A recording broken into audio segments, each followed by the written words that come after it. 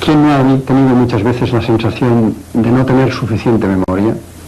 Desde que somos pequeños y hemos de aprendernos la tabla de multiplicar, hasta que cuando vamos haciendo mayores nos damos cuenta que al ir a una habitación justamente no nos acordamos de aquello que habíamos ido a buscar. Tenemos problemas con nuestra memoria. El arte de recordar y la necesidad de olvidar son elementos básicos de nuestro caudal de conocimientos y de saberes. A menudo hemos oído hablar de la necesidad que nos dicen que los recuerdos no ocupan lugar, aquello que decían nuestros refranes de que el saber no ocupa lugar. Veremos en este vídeo cómo el saber ocupa lugar y que es necesario olvidar algunas cosas para poder aprender otras.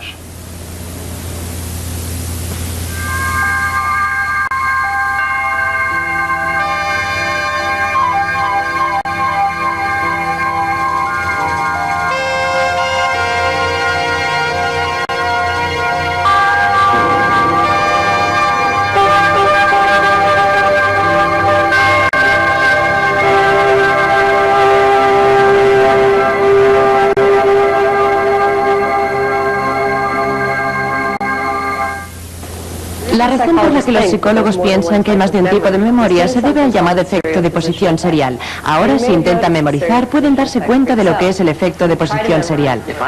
Si quiero sacar provecho de lo que aprenda hoy aquí, voy a tener que recordarlo. La información, las imágenes, los sonidos y algunas veces incluso los olores y texturas, de un modo u otro, tienen que ser traducidas a códigos que mi cerebro pueda almacenar para poder recuperarlas cuando las necesite.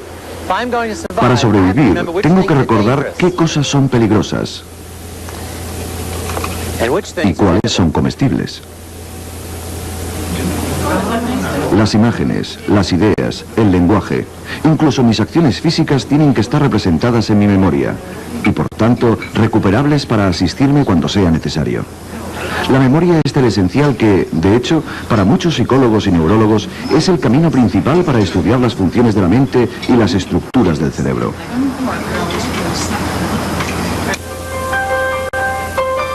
Los expertos calculan que el cerebro humano puede almacenar un promedio de 100 trillones de bits de información, aunque seamos capaces de olvidar incluso las cosas más simples. ¿Ha discutido la desviación con el director Casey? Cuando nuestro sistema de memoria nos falla, podemos olvidar o dudar de lo que hemos aprendido, de algo que sabemos o de aquello que hemos visto con nuestros propios ojos, debido a gran variedad de razones. Dígame cualquier cosa que pueda recordar.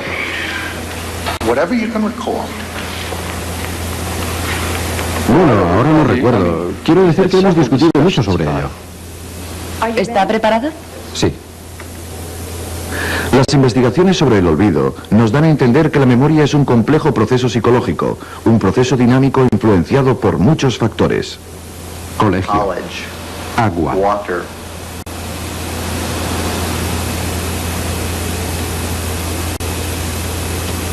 es todo lo que recuerdo. Madre, Imagina que estaba casada con tu padre, madre. madre, Imagina que estaba casada con Claudio, madre. madre. ¿Cómo era ella? En nuestra memoria influyen el grado de concentración y el número de ensayos. Hamlet, ¿recuerdas cuándo conociste a su padre? Hamlet. ¿Ambos deseaban tener un hijo? Y también tienen que ver con el contexto en el que aprendes algo. ¿A qué llamamos sobrante todo? Y del contexto en que tú lo recuerdes. ¿Carrie? 5. Bien, 6 veces 5. Muy bien, cariño. Y también depende de tu motivación. Puedes estar motivado para recordar u olvidar hechos psicológicamente relevantes, que quedaron mezclados en tu memoria con tus deseos, temores y fantasías. Y por último, el estado de tu memoria puede estar marcado por tu estado físico y condición biológica.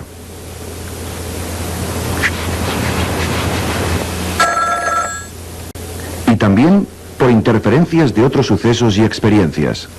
Entiendo, le atenderé más tarde. Estoy intentando terminar algo para esta mañana. Lo llamaré. De acuerdo, adiós. La investigación moderna de la memoria empezó hará unos 100 años con un psicólogo alemán llamado Hermann Ebbinghaus, que estudió la memorización de sílabas en series aparentemente sin sentido. Con su utilización, Ebbinghaus esperaba obtener una medición cuantitativamente pura de la memoria, no contaminada por el aprendizaje previo. Primero aprendía una lista de sílabas. Luego intentaba retener la lista en su memoria mientras se distraía memorizando otras listas. Entonces sometía a examen su memoria comprobando cuántas veces tenía que releer la lista hasta haberla reaprendido perfectamente. Como se demuestra en sus gráficos originales, cuantas menos veces tenía que volver a la lista, más información había retenido en su esfuerzo original. Resultó ser que la memoria de Ebbinghaus mostraba una pérdida inicial rápida, seguida de una lenta disminución gradual durante el mes siguiente. ¿Por qué la memoria de Ebbinghaus se desvanecía tan rápidamente, incluso con tanto entrenamiento y práctica? Para empezar, se había perjudicado a sí mismo al intentar librarse de la llamada influencia dificultadora del significado. Él no tenía ningún tipo de conexiones, de enlaces para poder conectar las nuevas entradas, las sílabas, con la información ya almacenada. Carecía de contexto alguno al que recurrir para ayudarle a organizar lo no familiar en términos familiares. Al eliminar los recuerdos con sentido, Ebbinghaus, sin saberlo, se alejó de una de las estrategias más poderosas de la mente humana: descubrir el sentido, el orden y la organización y la información que ello conlleva. Muchos de los principios básicos de la memoria fueron descubiertos durante las siguientes décadas de investigación, gracias a experimentos en los que los sujetos intentaban recordar sílabas sin sentido presentadas a intervalos precisos y controlados. Otros investigadores analizaron la memoria en animales, mediante el aprendizaje de laberintos o realizando discriminaciones entre posibles opciones. Pero esta línea de investigación cambió radicalmente durante los 60 con la aparición de los ordenadores. Por primera vez, los psicólogos pudieron crear un modelo de trabajo de los mecanismos de la memoria. Esta nueva aproximación representaba la mente como un procesador de información, como un ordenador. La información puede ser cualquier conocimiento recibido, procesado y entendido por un individuo. La complejidad de la memoria pudo entonces ser desglosada en los procesos que la componen. Primero, el input debe codificarse, insertarse en códigos de memoria que puedan ser registrados por el cerebro. Después, debe almacenarse y retenerse por algún periodo de tiempo que puede ir desde un momento hasta toda una vida. Y finalmente, tiene que ser recuperado al solicitarlo en caso de necesidad. Hay dos tipos de memoria. La memoria a largo plazo o remota es el almacén de todo lo que uno sabe sobre el mundo y acerca de uno mismo, y es esencialmente ilimitada. En teoría, cualquier cosa que se haya experimentado y que está almacenada en la memoria a largo plazo está disponible para ser reclamada posteriormente. Para entender el proceso de recuperación, intente imaginar la memoria a largo plazo como su biblioteca privada. Pero, según piensan algunos investigadores, la información, en lugar de estar almacenada en libros, se almacena y representa en forma de redes. En estas redes asociativas, cada pieza de información o concepto se halla vinculado a una familia de otros con los que comparten algunas propiedades comunes. Activando cualquiera de estos conceptos en la red, se activan otros asociados a ellos. Este proceso de activación se extiende rápida y automáticamente. No solo en las redes, sino también a través de otras vinculadas significativamente al individuo. Para ser consciente del resultado de este proceso de activación, para poder identificar y entender qué pasa a mi alrededor, se necesita algo más que la memoria a largo plazo. Esto es debido a que la memoria a largo plazo es como un almacén de información pasivo y no un despachador de información activo. Por lo tanto, necesitamos un segundo sistema de memoria. Necesitamos la memoria a corto plazo o reciente. La memoria a corto plazo actúa de manera transitoria y contiene todo el conocimiento corrientemente en uso. Toda nueva información, aquello a lo que prestamos atención ahora mismo, debe pasar primero a través de este estrecho canal. Y la información que recuperamos de nuestra memoria a largo plazo también tiene que pasar a través suyo para ser inspeccionada. Pero la memoria a corto plazo tiene dos grandes limitaciones. Para empezar, solo puede retener una pequeña cantidad de información, y además, dicha información solo puede retenerse por un corto periodo de tiempo. se desvanece tan pronto desviamos nuestra atención a otra parte. Lo nuevo siempre aparta lo antiguo. A pesar de todo, nuestra memoria activa a corto plazo es parte esencial de nuestro estado psicológico. Encadena estímulos aislados en episodios y estos en historias, como lo hacemos al conversar, trabajar, leer, jugar y abarcar el mundo. La memoria a corto plazo hace todo esto, a pesar de no poder retener nada más de medio minuto. Y solo puede almacenar entre 5 y 9 ítems con un promedio de 7. ¿Cómo podemos, pues, paliar las limitaciones de la memoria a corto plazo? En primer lugar, nuestros recuerdos pueden retenerse durante más tiempo si repetimos la nueva información con cuidado y sin distracciones. En segundo lugar, podremos retener más información si agrupamos los ítems según un modelo, algo con lo que estemos ya familiarizados. Este proceso se denomina fragmentar.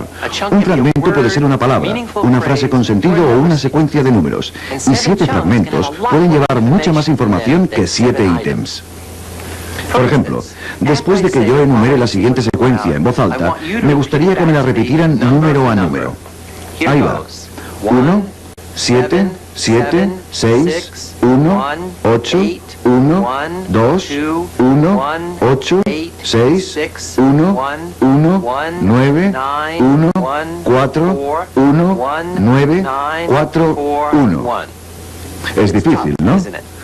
Bien, me pregunto si no lo haría mejor si leyera la secuencia de este modo.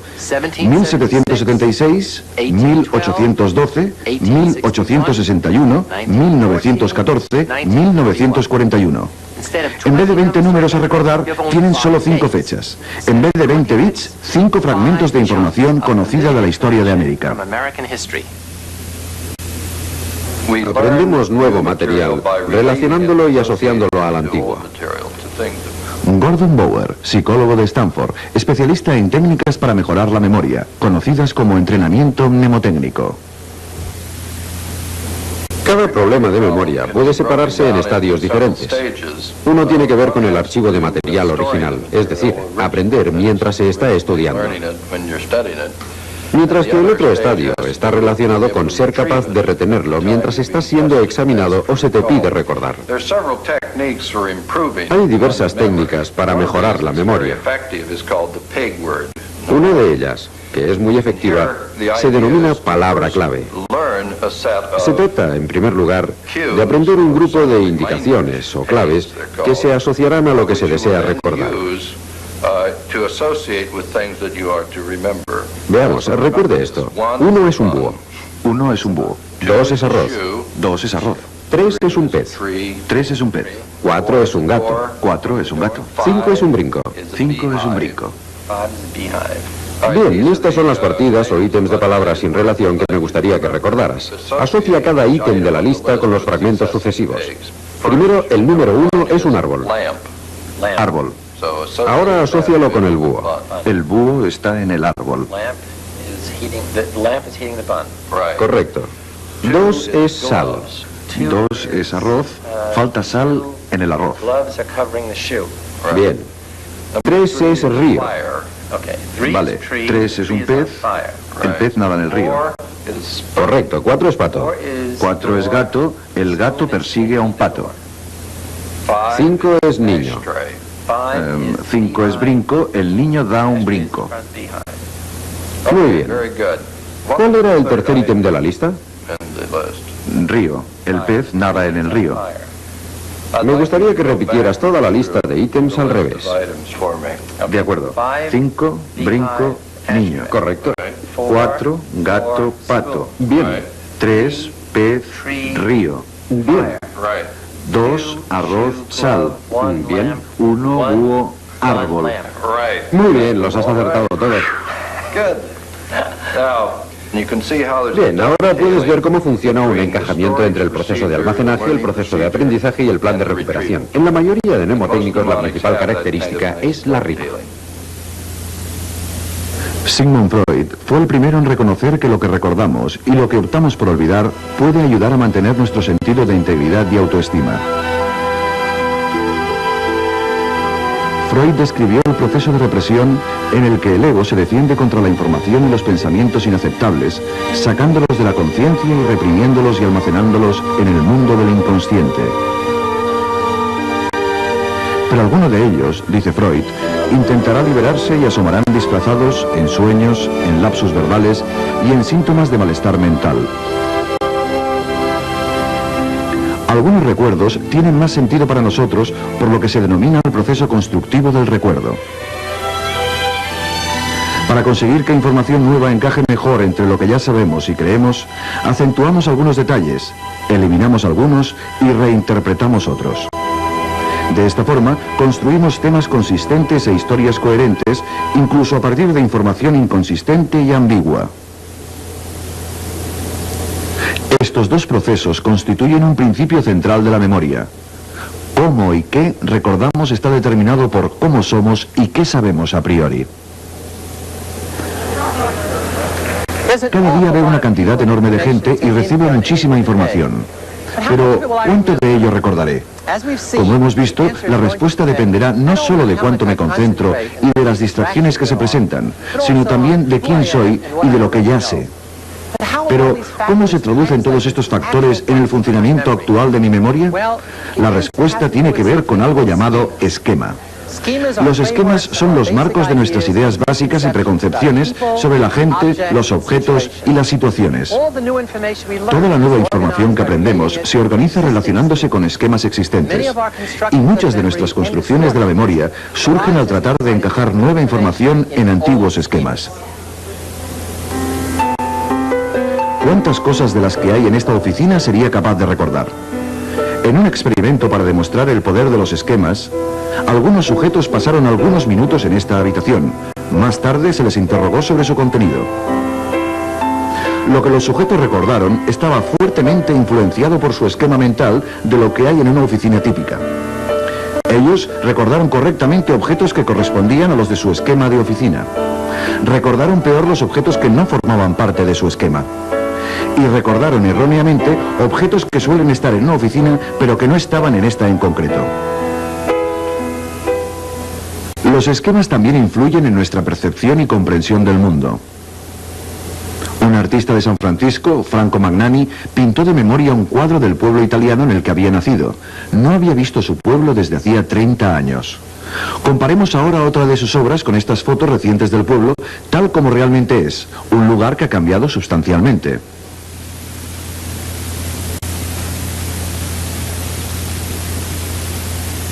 Aunque ha recordado con exactitud muchos detalles, algunos están distorsionados por una perspectiva infantil, el esquema infantil de Magnani. En este trabajo tenemos un doble proceso de memorización, una singular precisión y distorsiones significativas. La continua investigación sobre la memoria está llevando a los psicólogos a muchos descubrimientos sobre su naturaleza. Pero más allá de las teorías sobre cómo trabaja la memoria o no trabaja, está la realidad física del proceso.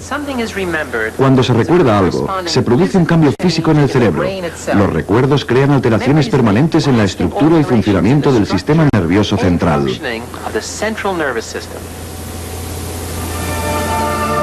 Cada unidad de información que adquirimos en la vida se codifica en las neuronas del cerebro. Estas huellas de la memoria o grabaciones generan el substrato biológico de la memoria humana. Un grupo de grabaciones forma los cimientos de todo lo que sabemos hacer. El proceso del conocimiento que está detrás de cada acción cualificada. Otro grupo engloba todo lo que sabemos, todo lo que definimos como conocimiento semántico del mundo de los conceptos, las ideas y las cosas. Otro grupo de grabaciones trabaja al servicio de nuestra memoria episódica. Nuestras experiencias personales diarias, cada una ligada a un tiempo y a un espacio donde y cuando ocurrieron. Trabajando juntos, estas grabaciones establecen nuestra perspectiva personal e individual de la vida. Pero, ¿dónde están localizadas estas grabaciones? ¿Cuál es la anatomía de la memoria? La búsqueda de dichas grabaciones comenzó hace 40 años con los trabajos del psicólogo Carl Schlassley. Utilizando ratones como cobayas, Laszlo los entrenó para aprender laberintos. Después, eliminaba parte de su corteza cerebral y repetía los tests de memoria. Descubrió que la memoria sufría más cuanto más tejido cerebral eliminaba, pero parecía no importar de qué parte de la corteza retiraba el tejido. Laszlo concluyó que la memoria no estaba localizada en ninguna área específica del cerebro. Él podía haber acertado en cuanto a memorias complejas, pero estaba equivocado acerca de las memorias simples. Otros continuaron la búsqueda de las escurridizas grabaciones de memoria, entre ellos Richard Thompson, de la Universidad de California del Sur. Utilizando conejos, Thompson consiguió encontrar una de las grabaciones de memoria marcando la parte del cerebro involucrada en el condicionamiento y en el recuerdo. El primer éxito de la investigación ha consistido en localizar el lugar de almacenamiento de los recuerdos en el cerebro. Seleccionamos una fórmula muy sencilla de aprendizaje, un condicionamiento clásico desarrollado por primera vez en Rusia por Pavlov como modelo para estudiar dónde se almacena la memoria. Marcamos el cerebro, grabando la actividad eléctrica de las células nerviosas, buscando los lugares del cerebro en los que las neuronas generan potenciales que estén relacionados con la conducta aprendida actual. Aquí vemos un experimento de condicionamiento de parpadeo usando conejos como cobayas. Le presentamos un estímulo relativamente suave, como un tono o una luz. A continuación le soplamos aire en el ojo. Y esto, desde luego, provoca el reflejo de guiñar el ojo. Tenemos un mecanismo que registra la respuesta de parpadeo y un pequeño tubo que conduce el soplo de aire hacia el ojo. Después de algunos aparejamientos de estos dos estímulos juntos, el animal desarrolla una respuesta condicionada, una respuesta aprendida, un recuerdo, podríamos decir, de forma que parpadea con el tono antes de que le llegue el soplo de aire. Después de entrenar al animal, provocamos una pequeña lesión en la región que creemos contiene las huellas de la memoria, y esa pequeña lesión eliminará permanentemente el recuerdo de esta respuesta condicionada. Las huellas de la memoria para estas respuestas aprendidas que estudiamos parecen estar almacenadas en regiones muy localizadas, justo en esta pequeña estructura del cerebelo llamada interpósitos nucleus. Ahora la lesión que elimina la respuesta de parpadeo es la lesión situada aquí, de un tamaño no superior a 1 milímetro cúbico de tejido. De hecho, podemos eliminar cualquier movimiento aprendido, produciendo una mínima lesión en el lugar apropiado del interpósitos nucleus. Lo que voy a mostrar en la pantalla del ordenador es la respuesta del animal al principio del entreno, antes de que haya aprendido la respuesta condicionada. Esta es una grabación de la respuesta de parpadeo. Emitimos un tono y no hay ninguna respuesta. Soplamos aire en el ojo, un reflejo de parpadeo, se cierra el ojo. Estrictamente un reflejo anterior al aprendizaje. Esta es una respuesta condicionada bien aprendida por un animal que ha sido bien entrenado antes de ser intervenido quirúrgicamente. Se emite el tono en este punto y podemos comprobar que se ha desarrollado correctamente la respuesta de parpadear que se produce en el punto donde se generaría el soplo de aire. Tenemos una respuesta refleja al soplo de aire. Esta es la respuesta condicionada. Después de la intervención podemos ver que el recuerdo de la respuesta aprendida ha desaparecido completamente. Solo queda la respuesta refleja, la misma respuesta que obteníamos del animal al principio del entrenamiento, antes de que hubiera aprendido la respuesta condicionada. Destruyendo permanentemente este tejido, eliminamos el recuerdo de la respuesta aprendida. El animal no puede aprender esa respuesta nunca más. Ahora podemos buscar los procesos químico-físicos que están relacionados con el almacenamiento de este tipo de memoria. Creemos que si comprendemos cómo se almacenan los recuerdos en el cerebro, seremos capaces de desarrollar nuevas técnicas y herramientas para combatir los trastornos de la memoria. Por tanto, podemos considerarlo un hallazgo muy útil y ahora yo creo que viable. La memoria es esencial para la identidad de las personas. Nos conecta con nuestro pasado y proporciona coherencia a la personalidad y un propósito en la vida. La gente que pierde sus recuerdos nos proporciona una información muy importante sobre el tema. Quizás el tipo de grave pérdida de memoria más conocido sea la amnesia funcional, provocada por factores psicológicos. Se da normalmente en personas con estados agudos de ansiedad o histeria, que inconscientemente huyen de una situación de su vida extremadamente desagradable, eliminando todos los recuerdos sobre ella. Este bloqueo de la memoria puede eliminarse a menudo mediante la psicoterapia y la hipnosis. Pero las pérdidas de memoria más permanentes son debidas a la destrucción del tejido cerebral, que puede observarse mediante técnicas de imagen cerebral. La amnesia orgánica, así denominada, puede ser causada por una lesión en el cerebro, enfermedad, alcoholismo, intoxicación química y senilidad. Todas ellas interrumpen los circuitos de memorización del cerebro. En la enfermedad de Alzheimer, que afecta a millones de norteamericanos, a partir de los 50, atrofia el tejido cerebral. Cuanta más corteza se pierde, también se pierde más memoria, después la personalidad y a veces la propia vida. ¿No lo recuerda? Todo está muy confuso. La vida sin recuerdos es una vida sin pasado y sin futuro.